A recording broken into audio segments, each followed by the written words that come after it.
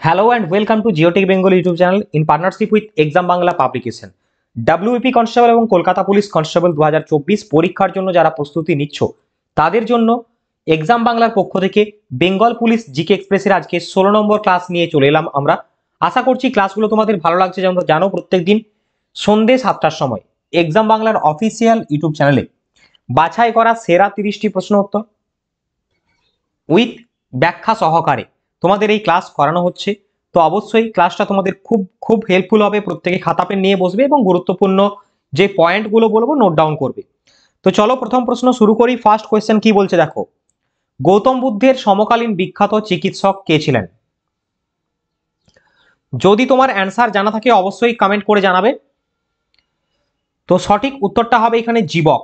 গৌতম বুদ্ধের সমসাময়িক বা সমকালীন চিকিৎসক ছিলেন Jivaka. Option D is the correct answer. এরপরে আমরা একটু বিস্তারিত তথ্য দেখে নেব। এখানে দেখো বুদ্ধের সমকালীন চিকিৎসক ছিলেন জীবক। আচ্ছা, চরক অপশনে রয়েছে, চরক ছিলেন কনিষ্কের ব্যক্তিগত চিকিৎসক যিনি চরক সংহিতা লিখেছিলেন। আর কৌটিল্য, চাণক্য, বিষ্ণুগুপ্ত, চন্দ্রগুপ্ত মৌর্যের সমসাময়িক ছিলেন, ওকে, যিনি অর্থশাস্ত্রের রচয়িতা। এরপর গৌতম বুদ্ধ সম্পর্কে একটু আমরা দেখবো। এখানে গৌতম বুদ্ধ জন্মগ্রহণ করেন 563 খ্রিস্টপূর্বাব্দে নেপালের লুম্বিনী নামক উদ্যানে কপিলাবস্তুর। 563 খ্রিস্টপূর্বাব্দে সময়টা মনে রাখবে। এবং আদি নাম ছিল সিদ্ধার্থ। পিতা ছিলেন শুদ্ধোধন, মাতা ছিলেন মহামায়া এবং পালিতা মাতা ছিলেন গৌতমী।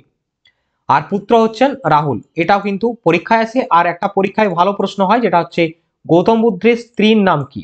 তো গৌতম বুদ্ধের স্ত্রীর নাম হচ্ছে যশোধরা। ওকে, যশোধরা, যশোধরা, হ্যাঁ, যশোদা নয়, হ্যাঁ, যশোধরা। ওকে, চলো নেক্সট পরবর্তী প্রশ্ন।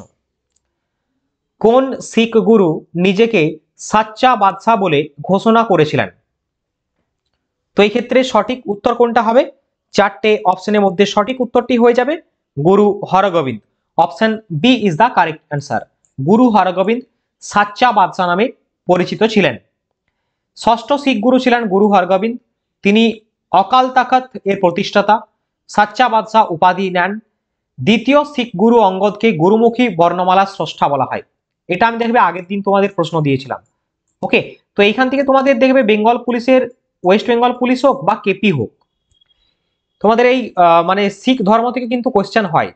ঠিক সিলেবাস যেরকম রয়েছে বা তোমাদের প্রশ্ন যেভাবে বিগত বছরে হয়েছে, আসার চান্স যেগুলো রয়েছে সেইভাবেই তোমাদের ক্লাস করানো হচ্ছে। ওকে, তো কমন অবশ্যই পাবে। ক্লাসগুলো প্রত্যেকদিন ভালোভাবে দেখো, মন দিয়ে বারবার রিভিশন করো, ঠিক লাগবে। গুরুমুখী বর্ণমালার স্রষ্টা হচ্ছেন গুরু অঙ্গদ। এটাও পরীক্ষা জিজ্ঞেস করতে পারে। আবার এরকম জিজ্ঞেস করে যে পাঞ্জাবের স্বর্ণ মন্দির রামদাস নির্মাণ করেছিলেন, আকবর জমি দিয়েছিলেন। পঞ্চকয়ের প্রবর্তককে, এটা কলকাতা পুলিশে এসেছিল, তোমাদের আগেই বলেছি কেপিতে এসেছিল 2023-এ। তো শিখদের দশম ধর্মীয় গুরু গোবিন্দ সিং পঞ্চকয়ের প্রবর্তক। চলো নেক্সট পরবর্তী প্রশ্ন।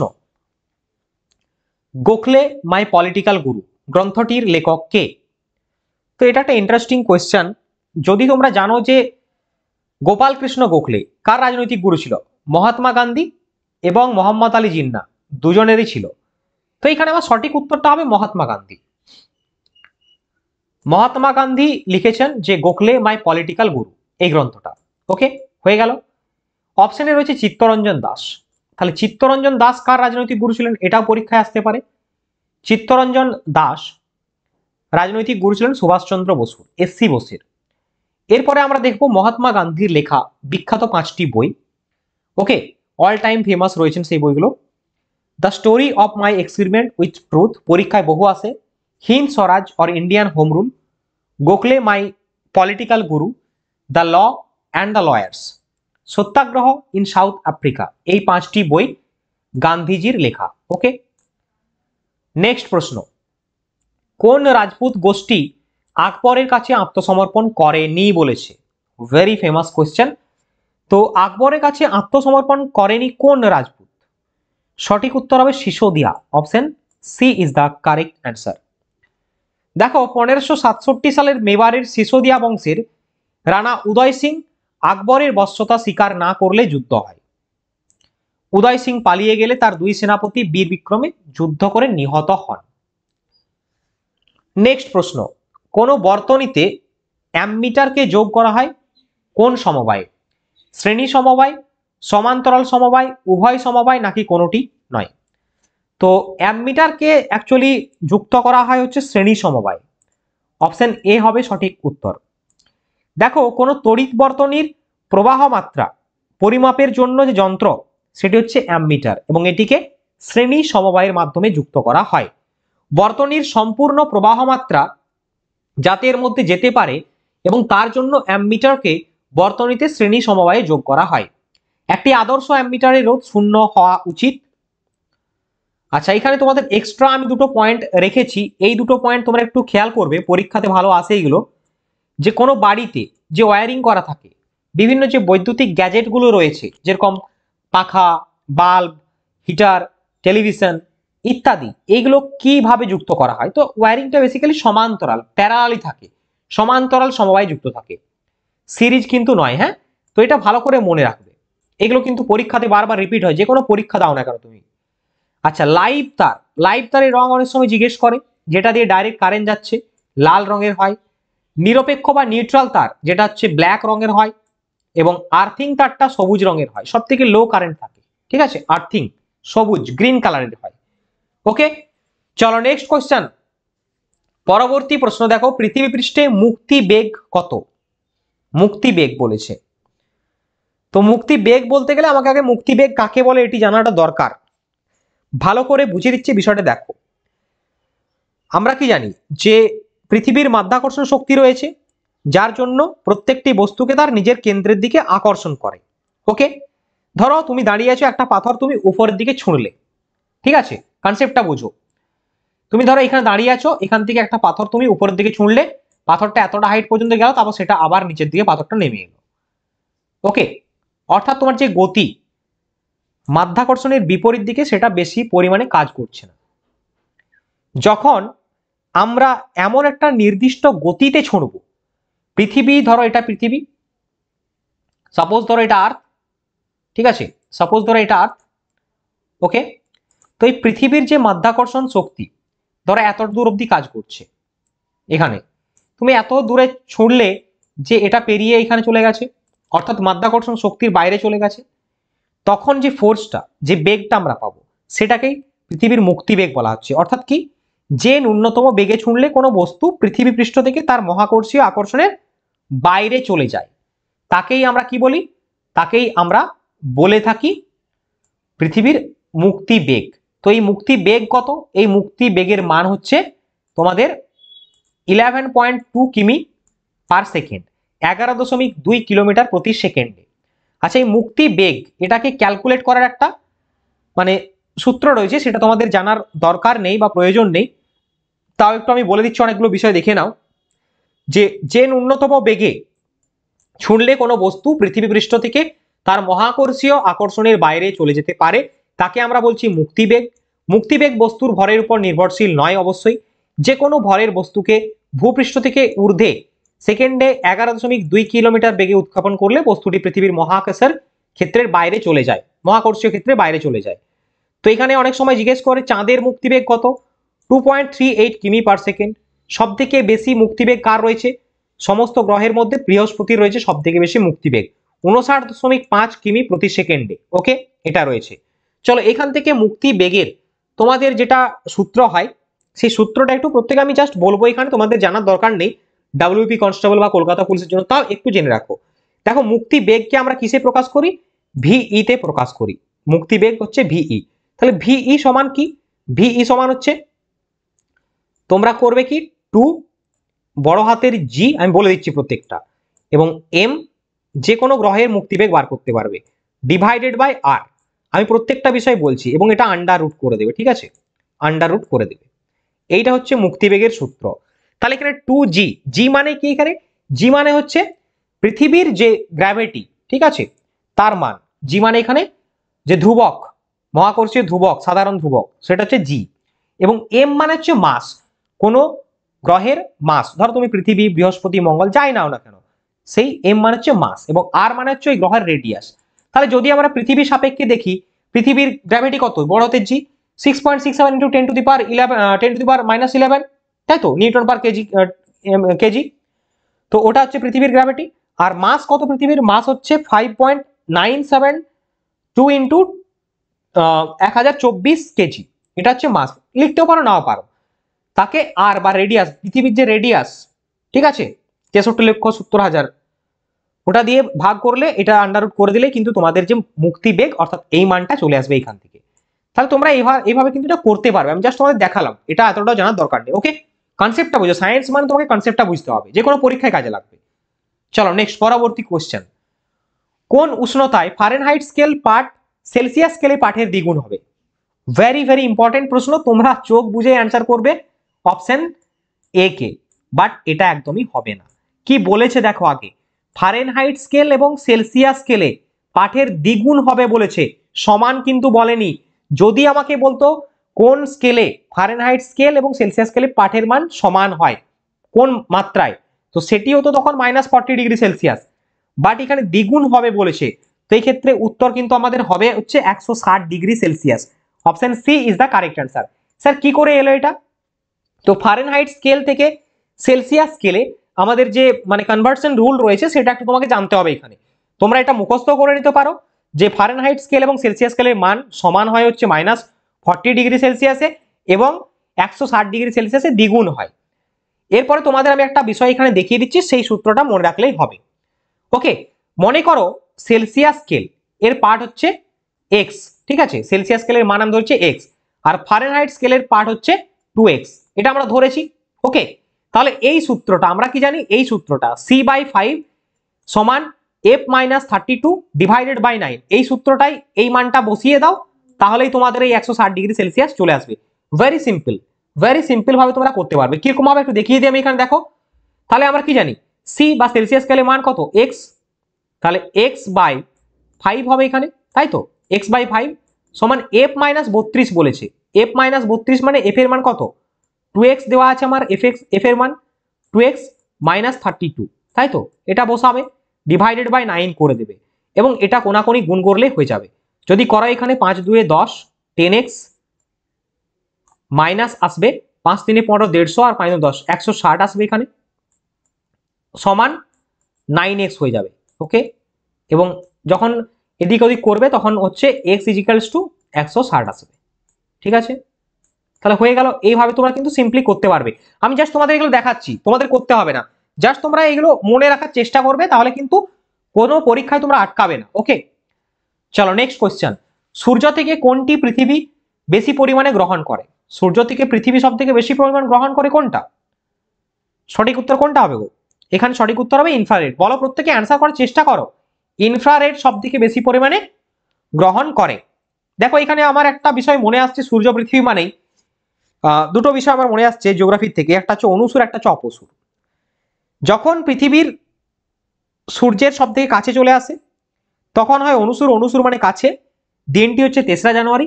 তোমাদের ডাইরেক্ট প্রশ্ন করে যে কোন দিন অনুসুর, 3রা জানুয়ারি। আর অপসুর মানে দূরে যখন চলে যায় পৃথিবী সূর্যের থেকে, 4ঠা জুলাই। তো এই বিষয়টা তোমাদের মনে আসছিল, তাই বলে দিলাম। ওকে, চলো নেক্সট, পরবর্তী প্রশ্ন।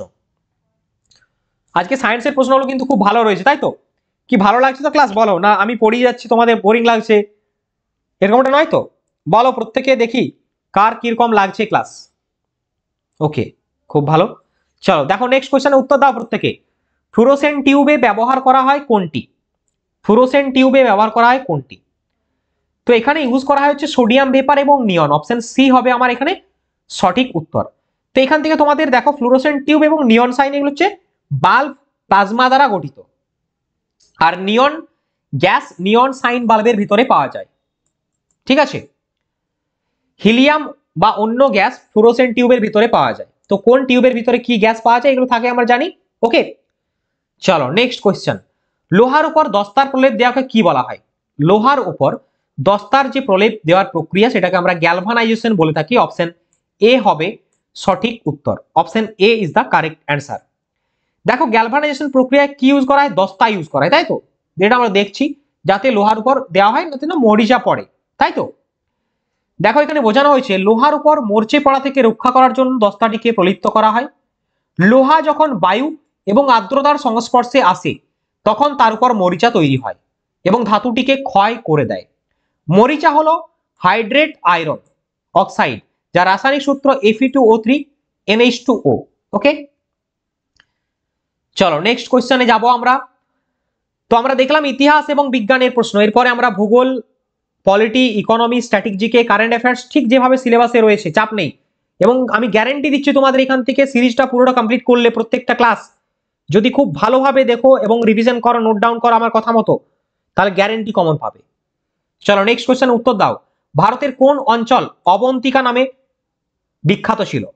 অবন্তিকা নামে বিখ্যাত ছিল মালব। অপশন সি হবে আমার এখানে সঠিক উত্তর, মালব। অবন্তিকা বা অবন্তী মধ্য ভারতের মালব অঞ্চলে একটি প্রাচীন নগরী, যেটি বর্তমানে মধ্যপ্রদেশে রয়েছে শিপ্রা নদীর তীরে। অবন্তীর রাজধানী ছিল উজ্জয়িনী। এটা অনেক সময় পরীক্ষায় ডাইরেক্ট তোমাকে কোশ্চেন করে দেবে, অবন্তীর রাজধানী কোনটা? উজ্জয়িনী। চলো নেক্সট কোশ্চেনে আমরা যাব। নিম্নলিখিত কোনটি ট্রান্স হিমালয়ান নদী? ট্রান্স হিমালয়ান নদী সবগুলোই তো হিমালয় থেকে উৎপন্ন, ট্রান্স হিমালয় থেকে কোনটা উৎপন্ন বলো? তিব্বত মালভূমি রাক্ষস লেক থেকে এসেছে, তাই তো? কে? শতদ্রু। অপশন বি হবে সঠিক উত্তর, ট্রান্স হিমালয়ান রিভার। দেখো এটি হচ্ছে তিব্বত মালভূমির রাক্ষস হ্রদ থেকে উৎপন্ন হয়েছে, শিবকিলা গিরিপথের মধ্য দিয়ে শতদ্রু হিমাচল প্রদেশে প্রবেশ করেছে। জম্মু ও কাশ্মীরের উত্তর থেকে দক্ষিণে বিস্তৃত পর্বতশ্রেণী, এটা তোমাদের সাজাতে অনেকবার দেয়, এক্সট্রা নোট হিসাবে এখানটা আমি হাইলাইট করেছি যে কারাকোরাম, লাদাখ, জাস্কর এবং পীরপাঞ্চাল পরপর সাজায়, মানে উত্তর থেকে দক্ষিণে, ঠিক আছে? এটা অনেক সময় দিয়ে দেয়। চলো নেক্সট কোয়েশ্চেন। কার্ডামাম পাহাড় কোন রাজ্যের সীমান্ত বরাবর অবস্থিত? Very good question. কার্ডামাম পাহাড় দেখা যায় দক্ষিণ দিকে, এবং দক্ষিণ দিকে তামিলনাড়ু ও কার মধ্যে? কেরালা। তামিলনাড়ু ও কেরালার মাধ্যমে দেখা যায়। অপশন সি হবে সঠিক উত্তর। আচ্ছা, এইখান থেকে আর একটা বিষয় আমার মনে আসছে, তামিলনাড়ু, কেরালা এবং কর্ণাটক কোনখানটায় মিলিত হয়েছে? তো সেটি হচ্ছে নীলগিরিতে মিলিত হয়েছে। নীলগিরি, নীলগিরি বলে একটা পয়েন্ট, মানে নীলগিরি পাহাড়, নীলগিরি পয়েন্ট, সেইখানে তিনটা স্টেটেরই বাউন্ডারি কিন্তু রয়েছে, তামিলনাড়ু, কেরালা এবং কর্ণাটক। এটা আমার মনে চলে এলো, বলে দিলাম। তো এইভাবে কিন্তু তোমাদের অনেক পয়েন্ট আমি বলবো ক্লাসে, সমস্ত বিষয় হয়তো আমার স্লাইডে নেই, আমি তোমাদের অনেক কিছু বোঝাবো এখানে, বলে দেবো। তাই তোমাদের ক্লাসগুলো অ্যাটেন্ড করা দরকার। তোমরা হয়তো ক্লাসের শেষে পিডিএফ পেয়ে যাবে গ্রুপে, হোয়াটসঅ্যাপ গ্রুপে পিডিএফ দেওয়া হবে, চাপ নেই কোনো। পিডিএফ এর লিঙ্ক, মানে হোয়াটসঅ্যাপ গ্রুপের লিঙ্ক ভিডিওর ডেসক্রিপশন বক্সে প্রোভাইড করা আছে, সেখানে ক্লিক করলে তুমি পিডিএফ পেয়ে যাবে। বাস ক্লাসটা করো তুমি এখানে। ডিয়ার স্টুডেন্ট, ক্লাসটা করলে তোমার যে মানে এক্সট্রা এফিসিয়েন্সি হবে অন্যদের থেকে আলাদা, কারণ তুমি আমার মুখ থেকে অনেক এক্সট্রা ইনফরমেশন পাচ্ছ।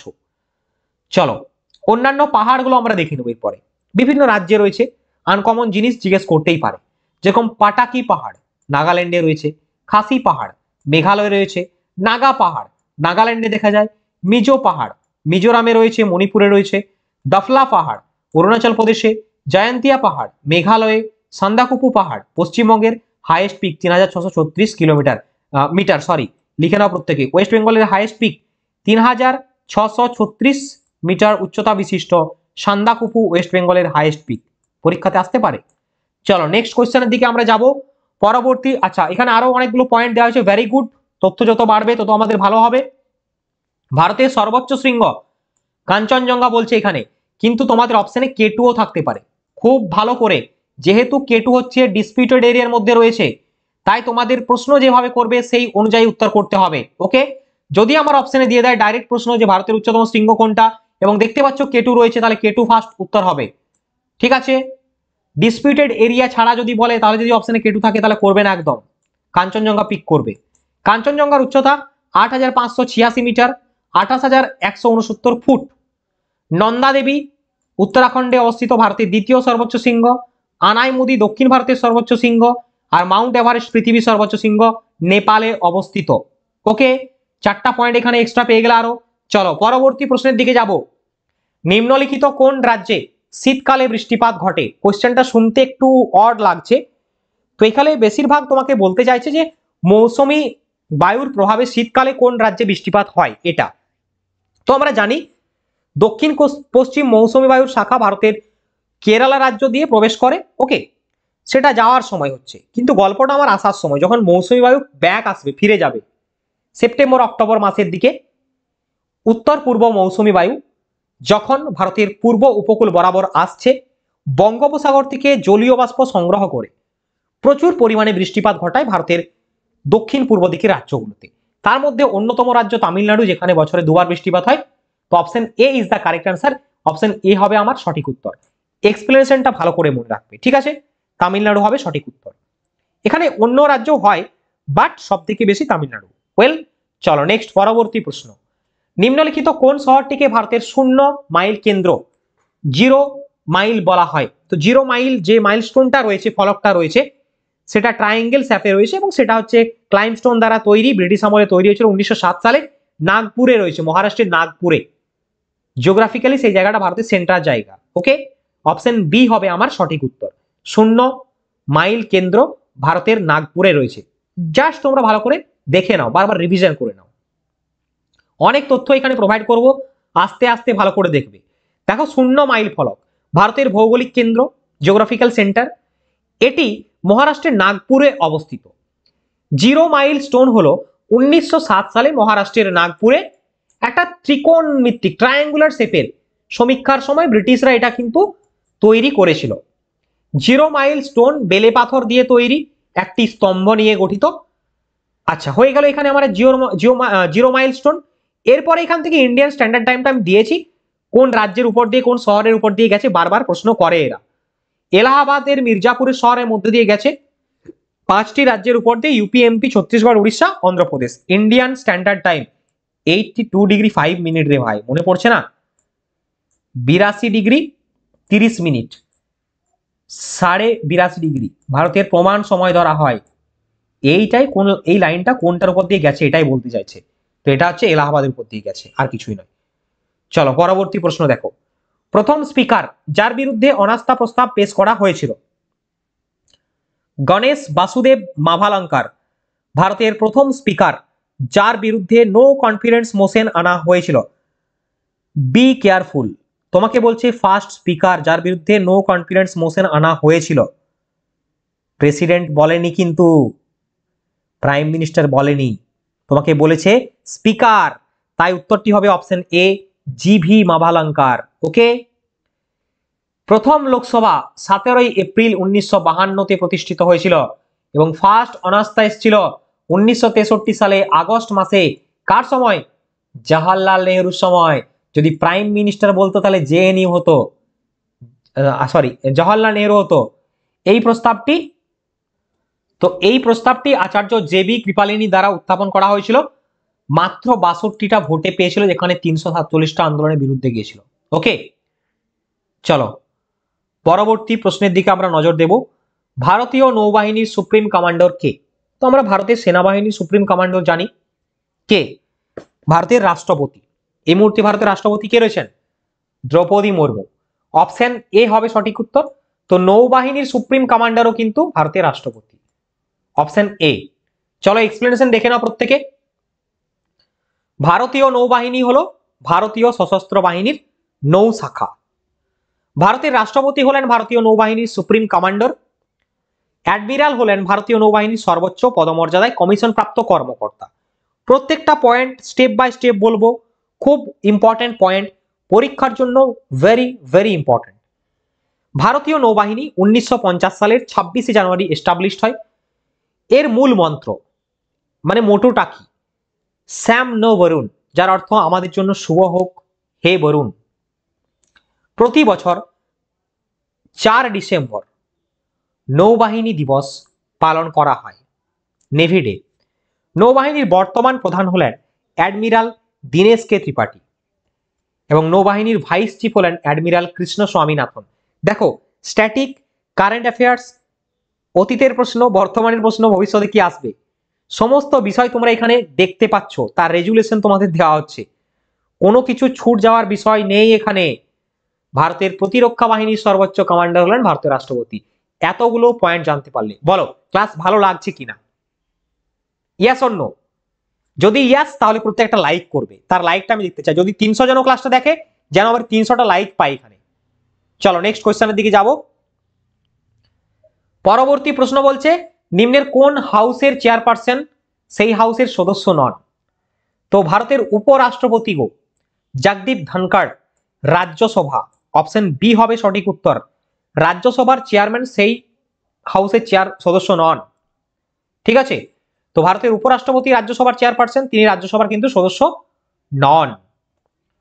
নেক্সট কোশ্চেন, ভারতের জাতীয় আয় নিম্নলিখিত কোন ক্ষেত্রটির ভূমিকা সর্বাধিক?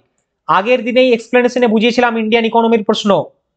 সব থেকে বেশি জিডিপি আসে যে সেক্টর থেকে ইন্ডিয়াতে, সেটি হচ্ছে সার্ভিস সেক্টর, পরিষেবা ক্ষেত্র। অপশন সি হবে সঠিক উত্তর। সেকেন্ড রয়েছে কে? সেকেন্ড শিল্পক্ষেত্র এবং first service sector. Next question, mid day মিল কর্মসূচি চালু হয় কত সালে? মিড ডে মিল কর্মসূচি চালু হয় কত সালে? সঠিক উত্তরটা হবে 1995 সালে মিড ডে মিল প্রকল্প চালু হয়। এইখানে অনেকগুলো পয়েন্ট তোমাদের বলবো, খুব গুরুত্বপূর্ণ এবং তোমাদের একটু মন দিয়ে দেখতে হবে। দেখো, মিড ডে মিল স্কিমের মূল উদ্দেশ্য ছিল প্রাথমিক স্তরের শিক্ষায় পড়ুয়াদের উৎসাহ প্রদান করা। এটা তার মেন মোটিভ ছিল, মেন অবজেক্টিভ। 1925 সালে মাদ্রাজ পৌরসভায় সুবিধাবঞ্চিত শিশুদের জন্য একটি mid day meal programme first চালু করা হয়েছিল। নট মিড ডে মিল কর্মসূচি একদম পুরা অল ওভার ইন্ডিয়াতে তোমাদের কিন্তু চালু হয়নি। 1980-র দশকের মাঝামাঝি সময় 3টি রাজ্যে, গুজরাট, কেরালা এবং তামিলনাড়ু, পন্ডিচেরি এগুলোতে হয়েছিল। বাট প্রাথমিক শিক্ষার জন্য পুষ্টি সহায়তার জাতীয় কর্মসূচি 15ই আগস্ট 1995 সালে কেন্দ্রীয়ভাবে সেন্ট্রালি অনুমোদিত প্রকল্প হিসাবে চালু করা হয়েছিল। তো উত্তরটা আমাকে নিতে হবে এইখান থেকে, কেন্দ্রীয়ভাবে রান করানো হয়েছিল অল ওভার ইন্ডিয়া। এটা আমার 1995 সাল। ওকে, চলো নেক্সট কোয়েশ্চেন। হফম্যান কাপ কোন খেলায় ব্যবহার করা হয় বা কোন খেলার সাথে যুক্ত? তো এই ক্ষেত্রে সঠিক উত্তরটা হবে হফম্যান কাপ লন টেনিসে দেওয়া হয়। Option A is the correct answer. পরবর্তী প্রশ্ন, দেখো আমরা আস্তে আস্তে স্ট্যাটিক জিকে ঢুকে গেলাম। লন্ডন শহরটি কোন নদীর তীরে অবস্থিত? অনেকবার পড়ানো হয়েছে তোমাদের, টেমস নদীর তীরে অবস্থিত লন্ডন। পরবর্তী কোয়েশ্চেন, সিলিকন ভ্যালি মার্কিন যুক্তরাষ্ট্রের কোথায় অবস্থিত? সিলিকন ভ্যালি মার্কিন যুক্তরাষ্ট্রের ক্যালিফোর্নিয়াতে অবস্থিত। নেক্সট কোয়েশ্চেন, বাংলাদেশের জাতীয় খেলা কোনটি? বাংলাদেশের জাতীয় খেলা হবে কাবাডি। এইখানে তোমাদের একটা লিস্ট দেবো আমরা বিভিন্ন দেশের জাতীয় খেলা সম্পর্কে। দেখো, শ্রীলঙ্কার জাতীয় খেলা অনেক সময় পরীক্ষায় জিজ্ঞেস করে ভলিবল। ভারতের দুটো দেওয়া হচ্ছে হকি, কাবাডি। পাকিস্তানের হকি, পোলো। ভুটানের তীরন্দাজি মোস্ট ইম্পর্টেন্ট, পরীক্ষাতে আসার প্রবাবিলিটি রয়েছে, পরীক্ষায় এসেছে। ইংল্যান্ডের ক্রিকেট, জাপানের জুডো, আমেরিকার বেসবল, স্পেনের হচ্ছে ষাঁড়ের লড়াই। দেখবে ওয়েস্ট বেঙ্গল পুলিশে এসেছিল কোন একটা পরীক্ষায় ইয়ারে। নেপালের জাতীয় খেলা ভলিবল।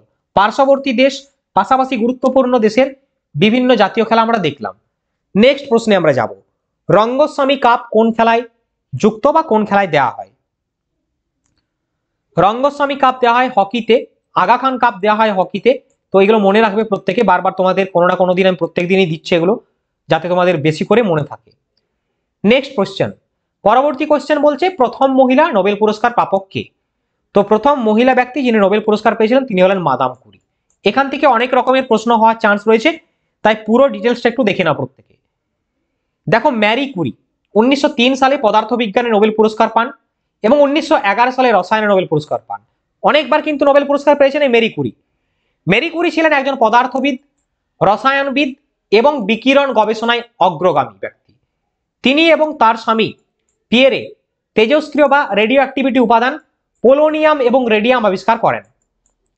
তারা এবং হেনরি বেকারেল, অর্থাৎ স্বামী স্ত্রী, এবং হেনরি বেকারেল 1903 সালে পদার্থবিজ্ঞানে নোবেল পুরস্কার পান, 1911 সালে রসায়নে নোবেল পুরস্কার পান। দেখো, নোবেল পুরস্কার দেওয়া শুরু হয় 1901 সালে। কোন কোন বিষয়ে দেওয়া হয়? রসায়ন, সাহিত্য, পদার্থবিদ্যা, শান্তি, চিকিৎসাবিদ্যা, অর্থনীতি, এই ক্ষেত্রে দেওয়া হয় নোবেল। এবং সুইডিশ ব্যক্তি আলফ্রেড নোবেলের নামে এই মানে পুরস্কার দেওয়া হয়েছে, নোবেল পুরস্কার নামকরণ করা হয়েছে। নরওয়ের অসলোতে নোবেল শান্তি পুরস্কার দেওয়া হয়। নরওয়ের অসলোতে নোবেল শান্তি পুরস্কার ব্যতীত সমস্ত নোবেল পুরস্কার সুইডেনে দেওয়া হয়, সুইডেনের স্টকহোমে। আচ্ছা, ভারতের নোবেল ব্যক্তিত্ব, রবীন্দ্রনাথ ঠাকুর 1913 সালে, সিভি রমন পদার্থবিজ্ঞানে 1930 সালে, মাদার টেরেসা 1979, 1998 সালে অর্থনীতিতে অমর্ত্য সেন, 2014 সালে কৈলাস সত্যার্থী শান্তি এবং 2019 সালে অর্থনৈতিক বিজ্ঞানে অভিজিৎ বিনায়ক বন্দ্যোপাধ্যায়। হয়ে গেল, এতগুলো পয়েন্ট তোমরা এখান থেকে জানতে পারলে। চলো নেক্সট কোশ্চেন, ইয়েন কোন দেশের মুদ্রা? ইয়েন, তো ইয়েন হচ্ছে জাপানের মুদ্রা, অপশন এ হবে সঠিক উত্তর। বিভিন্ন দেশের মুদ্রা সম্পর্কে আমরা একটু ডিটেলসে দেখব। ভারত, পাকিস্তান, শ্রীলঙ্কা, নেপাল। ভারতের ইন্ডিয়ান রুপি, পাকিস্তানের পাকিস্তান রুপি, নেপালের নেপাল রুপি, শ্রীলঙ্কার শ্রীলঙ্কান রুপি। মালদ্বীপ এবং ইন্দোনেশিয়ার রুপিয়া, নট রুপি, হ্যাঁ। বাংলাদেশের টাকা, কুয়েত, জর্ডন, সার্বিয়া, এদের হচ্ছে দিনার। এবং মায়ানমারের কিয়াত, ভেরি ইম্পর্টেন্ট। আফগানিস্তানের আফগান আফগানি, জাপানের ইয়েন, ভুটানের গালট্রাম, এটা পরীক্ষাতে অনেকবার এসছে। চীনের হচ্ছে ওয়ান। ওকে, পরবর্তী লিস্ট দেখে নাও। মিশর, আয়ারল্যান্ড, সিরিয়া পাউন্ড, ইংল্যান্ডের হচ্ছে স্টার্লিং, উত্তর এবং দক্ষিণ কোরিয়ার ওন, ফিলিপাইন্স, উরুগুয়ে, চিলির হচ্ছে পেসো, রাশিয়ার রুবেল, এবং দিরহামটা অনেক সময় পরীক্ষায় জিজ্ঞেস করে, যেটা হচ্ছে মরক্কোর মুদ্রা। আর জর্জিয়া, ইতালি, তুর্কি lira, Israel shekel. Singapore, Australia, Zimbabwe, Canada, New Zealand dollar. Qatar, Saudi আরব, Cambodia, Brazil, Oman, Iran rial. Spain, Netherland, Greece, Portugal, ফ্রান্সের হচ্ছে ইউরো। খুব ভালোভাবে পুরো লিস্টটা আমি দিলাম এখানে, কোন দেশের কি মুদ্রা রয়েছে। বারবার ক্লাসটা দেখো, খাতায় নোট ডাউন করে নাও, সমস্ত বিষয় মনে থেকে যাবে, বারবার রিভিশন করো। চলো নেক্সট, পরবর্তী প্রশ্ন, নিম্নের কোনটি একটি সুপারসোনিক ক্রুইজ মিসাইল? তো এটি হচ্ছে সুপারসোনিক ক্রুইজ মিসাইলের উদাহরণ ব্রাহ্মোস, অপশন ডি হবে কারেক্ট অ্যান্সার। পরবর্তী প্রশ্ন, কম্পিউটার থেকে তোমাদের বহুবার পরীক্ষা এসে দেখবে, ডাব্লিউপির বিগত বছরের প্রশ্ন থেকে ঘেটে দেখবে, বুঝতে পারবে। ইন্টেল কোর i9 হলো একটি কি মাদারবোর্ড, প্রসেসর, হার্ড ডিস্ক নাকি অ্যান্টিভাইরাস? তো এটি একটি প্রসেসর, অপশন বি হবে সঠিক উত্তর। যাব আমরা নেক্সট কোশ্চেনে, কারেন্ট অ্যাফেয়ার্স এর প্রশ্ন। ভারতের রাষ্ট্রপতি দ্রৌপদী মুর্মু সম্প্রতি কোন দেশের সর্বোচ্চ সম্মান পুরস্কার পেয়েছেন? রিসেন্টলি তোমাদের কারেন্ট অ্যাফেয়ার্স এর প্রশ্ন, ফিজি থেকে পুরস্কার পেয়েছেন। ফিজির সর্বোচ্চ সম্মান the companion of the order of Fiji পুরস্কারে সম্মানিত হয়েছেন ভারতের রাষ্ট্রপতি দ্রৌপদী মুর্মু। ওকে, চলো পরবর্তী প্রশ্ন, জ্যাভলিন থ্রো দিবস পালন করা হয় কোন তারিখে? তো জ্যাভলিন থ্রো দিবস পালন করা হয় 2020 সালের টোকিও অলিম্পিক নীরজ চোপড়ার যে জ্যাভলিন থ্রোতে সোনা জয়ের ইতিহাস, সেই বিষয়টিকে স্মরণ করে রাখার জন্য 7ই আগস্ট প্রতি বছর জ্যাভলিন থ্রো ডে পালন করা হয়, অর্থাৎ অপশন সি হবে সঠিক উত্তর। আচ্ছা, এখানে তোমাদের আর একটা বিষয় আমি বারবার জিজ্ঞেস করি, আজকেও জিজ্ঞেস করছি, হোমওয়ার্ক দিচ্ছি, প্রত্যেকে কমেন্ট করবে যে নীরজ চোপড়া 2020 টোকিও অলিম্পিকে জ্যাভলিন যে ছুঁড়েছিল সেটা কত মিটার ছিল। রাইট নাও প্রত্যেকটা স্টুডেন্ট তোমরা আমাকে কমেন্ট করে জানাবে, অবশ্যই আমি তোমাদের কমেন্ট দেখবো এবং যার উত্তর সঠিক হবে তাকে আমি হার্ট প্রোভাইড করব। চলো আজকে ক্লাসে এতটাই, ছোট্ট একটা আপডেট দিয়ে দিই। যারা পুলিশ এক্সামের জন্য প্রস্তুতি নিচ্ছ, ওয়েস্ট বেঙ্গল পুলিশ কনস্টেবল এবং এসআই এর জন্য এক্সাম বাংলা পাবলিকেশনের পক্ষ থেকে 2-in-1 সাজেশন বুকটি ইতিমধ্যে রাজ্যের হাজার হাজার পরীক্ষার্থী সংগ্রহ করে তাদের প্রস্তুতিকে মজবুত করে নিয়েছে। হ্যাঁ, মজবুত করে নিয়েছে, করছে নয়। তার জন্য তারা আবার নেক্সট একটা বুক নিয়েছে। কি বুক? এক্সাম বাংলার পক্ষ থেকে প্রকাশিত নতুন সিলেবাস অনুযায়ী রচিত ডাব্লিউবিপি কনস্টেবলের অ্যাডভান্স মক ফাইটার, এই বইটি। অর্থাৎ তুমি এই বইটিতে শক্তপোক্ত হওয়ার পরে তুমি মক টেস্ট দিয়ে যাচাই করবে তোমাকে যে আমি কি ডাব্লিউবিপি কনস্টেবলের জন্য ফিট অ্যান্ড ফাইন। তোমাকে এই বইটি বলে দেবে যে তুমি ফিট অ্যান্ড ফাইন কি না। ওকে, নেক্সট তোমাদের কলকাতা পুলিশের জন্য যারা রয়েছে পরীক্ষার্থী, কলকাতা পুলিশ প্রিলিমসের জন্য প্র্যাকটিস সেট সিলেবাস অনুযায়ী সঠিক গাইডেন্স সহকারে তোমাদের এই বইগুলো এক্সাম বাংলা পাবলিকেশনের পক্ষ থেকে ইতিমধ্যে প্রকাশিত। অ্যামাজন, ফ্লিপকার্ট, নিকটবর্তী যে কোনো বুক স্টলে অ্যাভেলেবেল রয়েছে। আজই এই মুহূর্তে ক্লাসটা দেখার পরেই চাইলে তোমরা পারচেস করে তোমাদের প্রস্তুতিকে অবশ্যই সঠিক পর্যায়ে নিয়ে যেতে পারো।